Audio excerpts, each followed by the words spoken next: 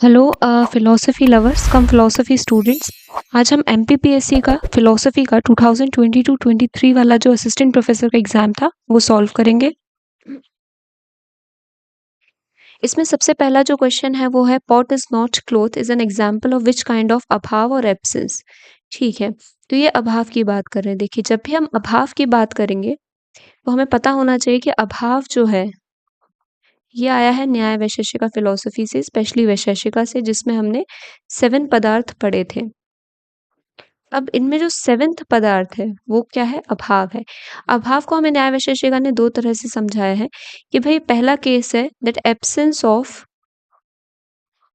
S in P and the second case is absence of S as P।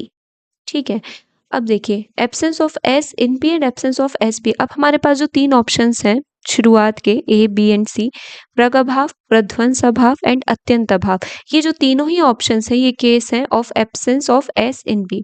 प्रगभाव क्या होता है? जैसे पहला जो हम देख रहे हैं कि प्रगभाव होता है कि किसी चीज के कंस्ट्रक्शन से पहले, किसी चीज के बनने से पहले उस चीज में उस प्रोडक्ट की एब्सेंस। मैं एग्जाम्पल से समझाती हूँ कि भाई absence of pot in clay, है ना? तो ये जो हमारे पास क्ले है, अभी क्या है इसमें, ये जो पॉट है, जो ये बनना है, जो साकार रूप लेना है, अभी इसमें ये चीज नहीं है। अभी ये क्या है? सिर्फ एक क्ले है। So absence of this pot in this clay is what? प्रगभाव। अब देखिए, आज नहीं तो कल ये एब्सेंस जो है, ये जो अभाव है, इसका अंत हो जाएगा। कब होगा? जब ये पॉट जो है वो एग्जिस्टेंस में आ जाएगा। जिस दिन क्ले से पॉट बन जाएगा उस दिन जो एब्सेंस है प्रग अभाव वाली, वो एंड हो जाएगी, है ना? तो इसके पास क्या है? एंड है। कब? जब पॉट बन के तैयार हो जाएगा, पर बिगिनिंग नहीं है। इस एब्सेंस की बिगिनिंग का कोई भी एक तरह से शुरुआती जो पॉइंट है वो हमारे पास नहीं है। सो इन प्रग अभाव we have no beginning but have end, है ना? बिगिनिंग नहीं है हमारे पास पर एंड जो है वो है। चलिए, सेकंड आ जाता है प्रध्वंस अभाव। अब हमारे पास ये जो पॉट था, सपोज करिए ये टूट गया और इसमें क्या हो गया? इसके पीसेस हो गए। ये पीसेस हैं पॉट के। अब क्या इन पीसेस में जो पॉट है वो एग्जिस्ट कर रहा है ना? Does the pot exist in this pieces of the pot? नहीं कर रहा है ना? It is not existing it. So absence of pot in the distracted pieces, वो क्या हो जाएगा? हमारा प्रध्वंस अभाव।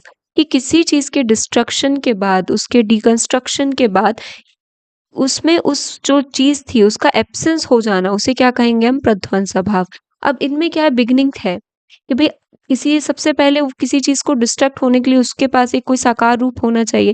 तो हमारे पास पॉट था जहां से सारे जो एब्सेंस उसकी शुरुआत हुई, है ना? कि जैसे ही ये पॉट टूटा तब से इस अभाव की, प्रध्वंस अभाव की शुरुआत हुई। तो इट हैज बिगिनिंग, है ना? इसके पास बिगिनिंग है पर एंड नहीं है, क्योंकि अब ये जो पीसेस है वापस पॉट नहीं बन सकते। तो बिगिनिंग है और एंड नहीं है इन द केस ऑफ प्रध्वंस अभाव। अब देखिए जो थर्ड है हमारे पास वो है अत्यंत अभाव। अत्यंत अभाव की हम जब बात करेंगे तो हमारे पास आएगा कि भाई भूतो ना भविष्यति, है ना? ना पास्ट में ना फ्यूचर में। हमने क्या है वो ऑब्जर्वेशन नहीं किया है कि एस इज इन पी, है ना? जो S, absence of S in P का जो केस है, जब ये पास्ट, प्रेजेंट और फ्यूचर तीनों के लिए ट्रू हो जाए तो वहां पे क्या आ जाएगा? Absence of S and P, अत्यंत अभाव आ जाएगा। इसका एग्जाम्पल से समझते हैं। जैसे absence of colour in air, है ना? हमें पता है कि एयर में कलर कभी भी नहीं होगा, ना ही फ्यूचर में, ना ही पास्ट में, ना ही प्रेजेंट में। तो ये क्या हो गया? अत्यंत अभाव। आई होप आपको ये जो तीनों हमारे ऑप्शन से समझ में आ गए होंगे। अब हम आ जाते हैं फोर्थ अभाव पे, जो है अन्योन्य अभाव। ये जो अन्योन्य अभाव है, ये है केस किसका? Absence of S as P. कि भाई एस इज नॉट पी। यहाँ सीधा सीधा आ गया कि भाई दो जो चीजें हैं वो अलग अलग ही एक तरह से एंटिटीज हैं। और हमारे पास जो क्वेश्चन था वो भी यही था कि पॉट इज नॉट क्लोथ। तो दो अलग अलग एंटिटीज हैं और क्लियर बात कर रहा है कि भाई ये जो चीज है इसमें जो जो कैरेक्टरिस्टिक्स हैं वो इसमें नहीं है। तो ये जो हमारे पास क्वेश्चन है इसका आंसर क्या आ जाएगा? अन्योन्य अभाव। फर्स्ट क्वेश्चन का हमारा आंसर आ जाएगा अन्योन्य अभाव। ठीक है, अगले क्वेश्चन पर आ जाते हैं। अगला क्वेश्चन हमारा क्या कह रहा है भाई कि which of the following theories explain the creation is not a production of something new, but the manifestation of what is already present in the potential form in its प्रकृति। जिन्हें भी ये चीज़ पता है कि भाई ये सीधी सीधी डेफिनेशन उठा के दी है किस चीज़ की, सत्कार्यवाद की। काफ़ी इजी क्वेश्चन है, आंसर इसका डी हो जाएगा। बाकी के ऑप्शंस भी देख लेते हैं। आरंभवाद, आरंभवाद क्या होता है? असत्कार्यवाद की थ्योरी होती है, जो हमें किसने propound की है? न्याय वैशेषिका ने। सत्कार्यवाद के जो एक तरह से फॉलोअर हैं वो कौन है? सांख्य फिलोसफी। ठीक है, देन क्षणिकवाद, क्षणिकवाद हमें पता है कहाँ से लिया गया है? बुद्धिज्म से लिया गया है, that everything is momentary and since everything is dependent therefore exist only for a moment, है ना। तो हर एक जो चीज है वो क्या है? सिर्फ कुछ क्षण के लिए एग्जिस्ट कर रही है और इसलिए डिपेंडेंट है। स्यादवाद जो है ये कहाँ से लिया गया है? हमारा जैनिज्म से लिया गया है ना। अनेकांतवाद, स्यादवाद are nothing but two sides of the same coin, है ना। कि एक क्या कह रहा है? That there are many aspects of reality which is अनेकांतवाद, एंड स्यादवाद क्या कह रहा है कि since there are many aspects of reality but our knowledge of that realities or that many aspects of realities is limited, therefore whatever judgment we will make will be relative। ठीक है, ये क्या कह रहा है? हमारा स्यादवाद कह रहा है। ठीक है, थर्ड क्वेश्चन पर आ जाते हैं। थर्ड क्वेश्चन क्या कह रहा है? The correct sequence of evolution according to Samkhya philosophy is what. अब देखिए, इसके लिए हमें क्या पता होना चाहिए? हमें सांख्य फिलोसफी का इवोल्यूशन का जो थ्योरी है वो एक तरह से पता होना चाहिए कि सांख्य थ्योरी ने जो इवोल्यूशन की थ्योरी दी है उसमें पहले कौन आ रहा है, प्रोडक्ट्स क्रिएशन में कैसे आ रहे हैं। तो सांख्य फिलोसफी ने हमें क्या दिया भाई? दो एक तरह से सुप्रीम इटर्नल रियलिटीज दे दी, प्रकृति और पुरुष। ठीक है, प्रकृति और पुरुष जो हमें दो इटर्नल रियलिटीज दी हैं, ये जब कॉन्जुगेट करती हैं तो क्या आता है? प्रोडक्ट्स क्रिएशन में आते हैं। ठीक है, तो सबसे पहले जो प्रोडक्ट क्रिएशन में आता है वो जो सबसे एक तरह से पॉजिटिव एंटिटी है और पुरुष के सबसे क्लोज है, वो क्या है? महत और बुद्धि, और इसी को हम कहते हैं इंटेलेक्ट। ठीक है, देन जो सेकंड प्रोडक्ट है, हमारा फर्स्ट प्रोडक्ट हो गया। सेकंड प्रोडक्ट इसी महत से निकल के आता है अहम, अहंकार। ठीक है, और ईगो। अब देखिए, सिंस दिस प्रकृति is the unity of three gunas, तो जो प्रोडक्ट निकल के आते हैं उनमें क्योंकि प्रकृति का भी एक तरह से वो है कंट्रीब्यूशन, तो ये जो अहंकार है ये भी क्या है? Is nothing but the product of और यूनिटी ऑफ थ्री गुणास। तो अब जो तीन गुण हैं इसमें, इस अहंकार में जो एग्जिस्ट कर रहे हैं, सत्व, रजस और तमस, ये भी क्या करेंगे? अपने अपने प्रोडक्ट्स जो हैं क्रिएट करेंगे अपने अपनी कैरेक्टरिस्टिक्स के बेसिस पे। तो जो रजस है वो तो हमें पता है एनर्जी जनरेट करता है। तमस जो है वो एक तरह से 10 प्रोडक्ट्स क्रिएट करता है, एंड जो सत्व है ये भी 11 प्रोडक्ट्स क्रिएशन में लाता है। तो सत्व से निकल के आता है हमारा मन, देन ज्ञानेंद्रिय एंड देन कर्मेंद्रिय। तो जिन्हें ये नहीं पता है कि ज्ञानेंद्रिय पहले आ रहे हैं, कर्म पहले आ रहा है, मन पहले आ रहा है, तो भी ये क्वेश्चन बहुत ईज़ी निकल के आ सकता है। उन्हें इतना भी पता है कि पहले 2 प्रोडक्ट एक तरह से कौन से निकल कर आते हैं इवोल्यूशन की प्रोसेस में। क्योंकि कहीं पर भी जो ऑप्शंस हमें दिए हैं उनमें महत कहीं भी सबसे पहले नहीं है और महत के बाद अहंकार भी नहीं दिया गया है। तो ये क्वेश्चन बहुत ईज़ी था इस तरह से। अगर आपको बेसिक भी नॉलेज है सांख्य फिलॉसफी और उसके इवोल्यूशन प्रोसेस का तो आपको पता चल जाएगा। ठीक है, अब Samkhya philosophy conception of the multiplicity of the पुरुषार्थ। अब मल्टीप्लिसिटी ऑफ द पुरुषार्थ की बात कर रहे हैं, तो हमें पता होना चाहिए सांख्य फिलॉसफी की हम जब भी बात करेंगे, है ना, हमें पता होगा कि जो पुरुषा है सांख्य का, उसकी कैरेक्टरिस्टिक्स क्या है, किस तरह की है? तो भाई ये हमें कंपेयर करना है किससे? लाइक जीव ऑफ जैन एंड जीव ऑफ रामानुजा एंड सेल्फ और जीव। ठीक है, and then there are monads of Leibniz, है ना, वो भी प्लुरलिटी ऑफ द पुरुषार्थ की बात करते हैं। और इन तीनों में जो एक दो तीन चारों में जो कॉमन कैरेक्टरिस्टिक है वो क्या है? कि भाई जो सेल्फ की इन्होंने एक तरह से नेचर जो बताया है वो कैसा बताया है कि भाई they are qualitatively alike. But quantitatively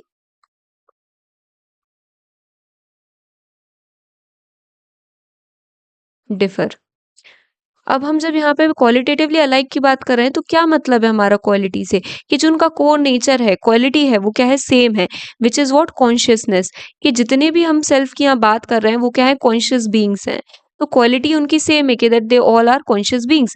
अब क्वालिटी क्वांटिटी कैसे डिफर कर रही है भाई, क्योंकि यहाँ पे क्या है, डिग्री ऑफ कॉन्शियसनेस जो है वो क्या कर रही है, डिफर कर रही है। जैसे जैनिज्म में हमें पता है एक इंद्रिय जीव, दो इंद्रिय जीव करके पांच इंद्रिय जीव तक वो लेके गए हैं। तो क्वालिटी सभी की सेम है कि वो ऑल आर कॉन्शियस बीइंग्स, है ना, सभी में इंद्रिय मौजूद है और ये सभी क्या हैं, जीव हैं। पर इन सब में क्या है, वन एक सेंस ऑर्गन काम कर रहा है, दो सेंस ऑर्गन्स से वो हेल्प ले रहे हैं, पांच इंद्रिय जीव जो है फाइव सेंस ऑर्गन्स उनमें एक्टिव हैं। तो यहाँ पे क्या डिग्री ऑफ कॉन्शियसनेस जो है वो इंक्रीज होती दिख रही है ना। सिमिलरली जब मोनाइट्स पढ़ते हैं लेविनस का, वो भी यही कहते हैं कि भाई डिग्री ऑफ कॉन्शियसनेस जो है इन मोनाइट्स में इंक्रीज होती जा रही है और एक प्री एस्टेब्लिश्ड हार्मनी में एक्ट कर रहे हैं, ठीक है। सिमिलरली जो हमारे सांख्य का एक तरह से जो पुरुषा है वो भी क्या है, क्वालिटेटिवली अलाइक है एंड क्वांटिटेटिवली क्या कर रहा है, डिफर कर रहा है। ठीक है, तो इसका आंसर क्या हो जाएगा हमारा, इसका आंसर सिंपल हो जाएगा कि numerically they are different but qualitatively they are indifferent. Option number A. ठीक है, अब बाकी के क्वेश्चंस भी देख लेते हैं। फिफ्थ क्वेश्चन जो है हमारा, द करेक्ट सिक्वेंस ऑफ चित्त भूमि according to yoga philosophy is.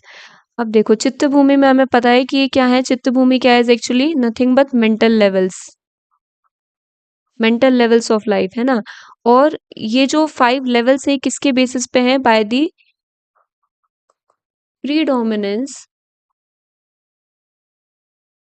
Of different gunas, है ना। जो हमारे पास तीन गुण हैं उनकी प्रीडोमिनेंस से क्या है, ये स्टेजेस निकल के आ रही हैं, मेंटल लेवल्स निकल के आ रहे हैं। हम जब इन्हें डिस्कस करते हैं या किसी भी जगह आप जब भी इसे पढ़ेंगे तो लोएस्ट टू हाईएस्ट हम इसे एक तरह से ऑर्डर में ही पढ़ते हैं। ठीक है, तो लोएस्ट जो है वो कौन सा है, शिफ्ट, है ना, शिफ्ट है। फिर इसके बाद मुद्ध है, यहाँ पर क्या है, डोमिनेंस ऑफ रजस गुण, मुझ में कंप्लीट इग्नोरेंस है।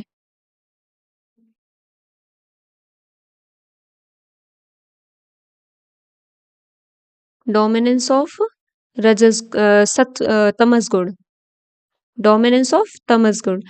क्षिप्त मुक्त, फिर आता है विक्षिप्त। यहाँ पर क्या है, सत्व गुण आ गया है, एग्जिस्ट कर रहा है, पर रजस भी अभी एक्टिव है। तो ये है स्टेज ऑफ कंफ्यूजन। ठीक है, इसके बाद जो हायर लेवल है वो है एकाग्र। यहाँ पे सत्व गुण जो है वो एक्टिव हो गया है। और फिर उसके बाद आता है हमारा निरुद्ध। निरुद्ध मतलब एक तरह से जहां पे किसी भी तरह का आपको अब हिंड्रेंस नहीं है ना। आपकी जो एक तरह से साधना है, जो आपका मेंटल लेवल है, उसमें अब किसी तरह का हिंड्रेंस नहीं है, वो पूरी तरह फोकस्ड है, कॉन्शियस है। तो ये जो दो स्टेजेस हैं लास्ट वाली, एकाग्र और निरुद्ध, ये जो स्टेजेस हैं these are conducive for meditation. जब भी हम योगा फिलॉसफी की बात करते हैं, आखिरी में हमारे पास जो स्टेज निकल के आती है वो है धारण ध्यान समाधि। तो समाधि के लिए जो एक तरह से दो उन्होंने स्टेजेस बताए हैं, संप्रज्ञात और असंप्रज्ञात समाधि। तो संप्रज्ञात समाधि के लिए एकाग्र वाला स्टेज है और असंप्रज्ञात समाधि के लिए निरुद्ध वाला स्टेज है। ठीक है, तो इसका जो करेक्ट आंसर हो जाएगा हमारे फिफ्थ क्वेश्चन का, हो जाएगा क्षिप्त मुक्त विक्षिप्त एकाग्र एंड निरुद्ध, option number A. Now who accepts the भेदाभेद रिलेशन बिटवीन ब्रह्म एंड जीव। तो भेदाभेद हमें पता है किसका है, निम्बरक का है। बाकी के ऑप्शंस भी देख लेते हैं। गौतम जो है ये न्याय फिलोसफी से बिलोंग करते हैं। शंकराचार्य अद्वैत वेदांता के हैं। वल्लभाचार्य जो है ये भी अद्वैत है, पर ये है शुद्ध अद्वैत। शुद्ध अद्वैत क्योंकि इन्होंने जो माया है उसको भी कंसाइडर नहीं किया है ना, माया को भी कंसाइडर नहीं किया। अद्वैत में ने क्या किया, माया को कंसाइडर किया शंकराचार्य ने, वल्लभाचार्य ने उसको भी हटा दिया। तो ये क्या हो गया, शुद्ध रूप से अद्वैत हो गया। ठीक है, निम्बरक जो है इन्होंने भेद और अभेद दोनों को कंसाइडर किया है कि जो भेद है और अभेद है, डुअलिटी और नॉन डुअलिटी दोनों क्या करते हैं, इंडिविजुअली को एग्जिस्ट करती हैं। भेद दोनों ट्रू हैं और एक तरह से साइमल्टेनियसली एग्जिस्ट करती हैं, विच इज द रियलिटी और the nature of reality according to the Nimbarka. Or the relation between the Brahma and Jeev is Bhed and Abhed kind of a relation is propounded by Nimbarak. Now, question number 7. Who is the author of Anubhasya? तो अनुभाष्य ये straight forward question है, जिन्हें पता है वो उन्हें पता है, बाकी लोग इसको कुछ नहीं कर सकते हैं, है ना. तो इसका आंसर है Vallabhacharya. Then what is the seeds of bhakti according to Acharya Vallabhacharya? तो love is the seed of bhakti, है ना. जहाँ पर भी प्रेम है वहीं से क्या आएगा, भक्ति निकल कर आएगी. बहुत इजीली हम याद रख सकते हैं इसे. एक तरह से वैष्णव जो एक तरह से सेक्ट्स हैं, उनके एक तरह से प्रपाउंडर रहे वल्लभाचार्य, निम्बरक, है ना. तो इनका एक तरह से जो बेस रहा है उनकी फिलॉसफी का, वो भक्ति रहा है. और भक्ति में भी एक तरह से बेस है, वो क्या है, लव है.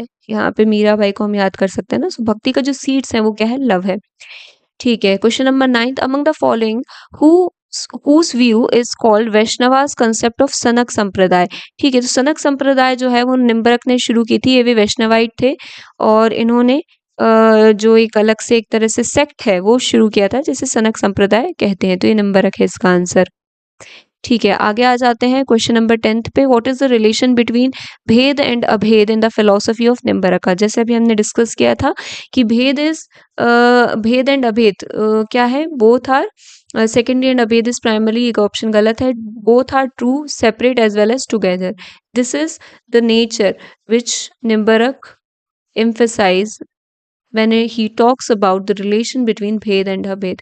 तो बोथ आर क्या, ट्रू है separately as well as together, कि भाई दोनों ट्रू हैं और एक तरह से साइमल्टेनियसली एग्जिस्ट करते हैं. ठीक है. Who has written the book on love and loneliness? ये बुक है हमारे जे कृष्णा मूर्ति की.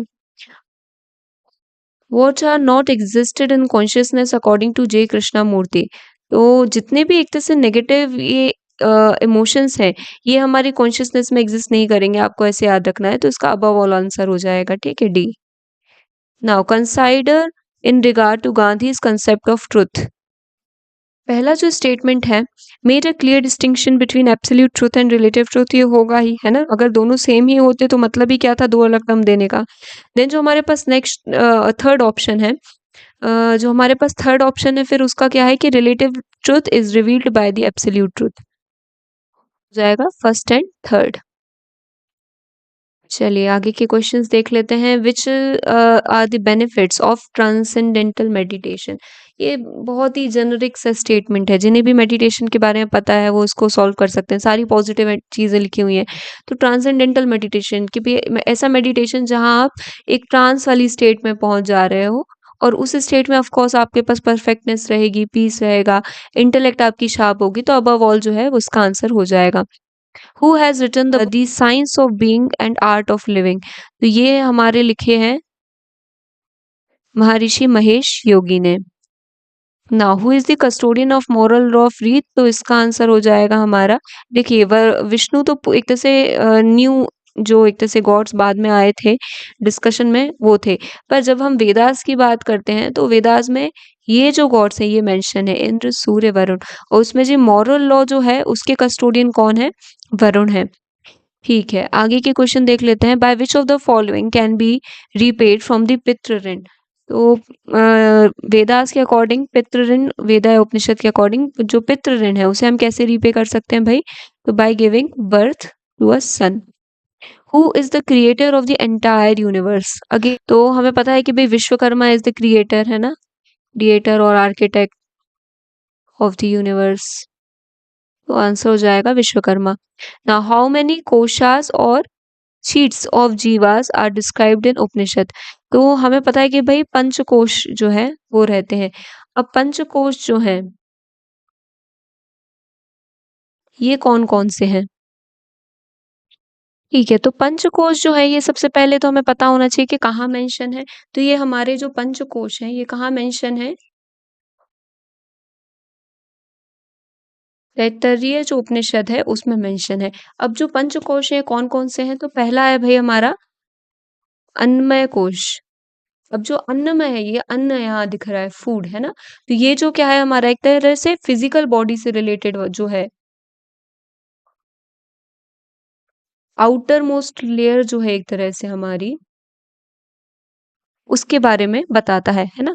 तो ये जो कोश है हमारा एक तरह से लेयर है, शीट है, ये किससे प्रोड्यूस होती है? किसके बेसिस पे जनरेट होती है? तो फूड के बेसिस पे या अन्न के बेसिस पे। तो ये हो गया अन्नमय। इसका पालन-पोषण जो कौन करेगा? वो कौन करेगा? अन्न करेगा। फिजिकल एक तरह से बॉडी जो है हमारी वो अन्नमय कोश हो गया।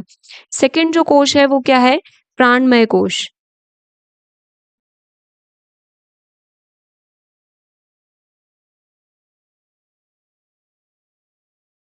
प्राणमय कोश क्या है? एक तरह से हमारी वाइटल एनर्जी है। प्राण वायु जिसे हम समझ सकते हैं।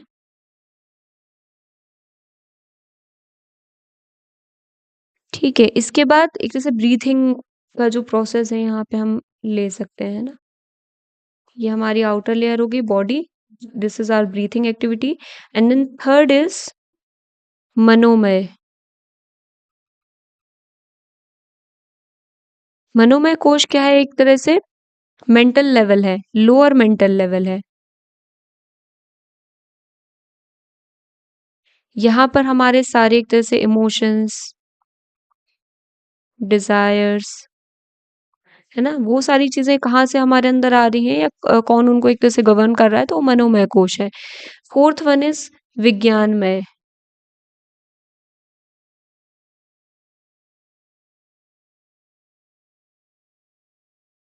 विज्ञानमय कोश जो है ये हमारा इंटेलेक्ट है,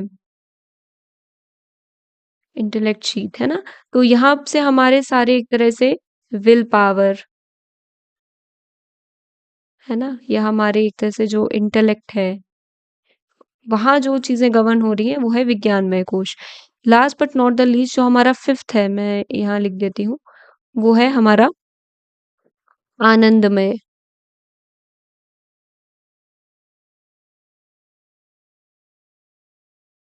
आनंदमय कोश ये जो है एक तरह से कौन सा स्टेट है? ब्लिसफुलनेस की स्टेट है। ब्लिसफुलनेस की स्टेट है। इससे हम क्या समझ सकते हैं भई कि जितनी भी हमारी इग्नोरेंस है इस स्टेट में आके क्या हो जा रही है? खत्म हो जा रही है और हम क्या है एक इटर्नल पीस, जॉय जो है उसे एन्जॉय कर पा रहे हैं। कब ये हम एक तरह से फ़ील कर सकते हैं? जब भी हम एक स्टेट ऑफ मेडिटेशन में है ना? या पीस में हैं या फिर जब हम कुछ अच्छा एक तरह से कंडक्ट करने के बाद जो एक तरह से हम ब्लिस एक तरह से जो फ़ील करते हैं, है ना? वो कहाँ से आ रहा है या कौन उसे गवर्न कर रहा है? तो आनंदमय कोश है। अब यहाँ हमें समझने की ज़रूरत है कि जो आनंदमय कोश है ये एक्चुअली सेल्फ नहीं है ना? जो हमारी सेल्फ है वो क्या है? बियॉन्ड है। अकॉर्डिंग टू उपनिषदा जो सेल्फ है बियॉन्ड है किसके? इन जो 5 जो कोश हैं इनके। ये जो 5 कोश हैं ये क्या है? हमारा एक सेल्फ है, फिर इसके ऊपर एक तरह से 5 लेयरिंग्स हैं, है ना? Outermost then second then third then fourth and then fifth. ये क्या है? एक तरह से लेयरिंग है हमारी एक तरह से बीइंग की और फिर यहाँ पे क्या है? हमारा सेल्फ जो है वो एग्जिस्ट एंड दी 5 कोशास are nothing but the covering of that self. ठीक है, आगे हम डिस्कस कर लेते हैं। लास्ट क्वेश्चन एक देख लेते हैं 23 नंबर का। व्हाट इज जीव कॉल्ड अकॉर्डिंग टू शंकरा? तो शंकरा के अकॉर्डिंग जीव जो है वो क्या है? साक्षी है ना? वो एक तरह से विटनेस कर रहा है सारी चीजों को जो भी हो रही है कि भाई जो भ्रम है वो इन बिकॉज ऑफ माया क्या होता है? अपना जो ट्रू नेचर है वो क्या करता है? कंसील कर लेता है and projects itself and then Brahma projects itself as जीव, जगत एंड ईश्वर। तो जो भी चीज़ें इस जीव के अराउंड हो रही हैं, है ना?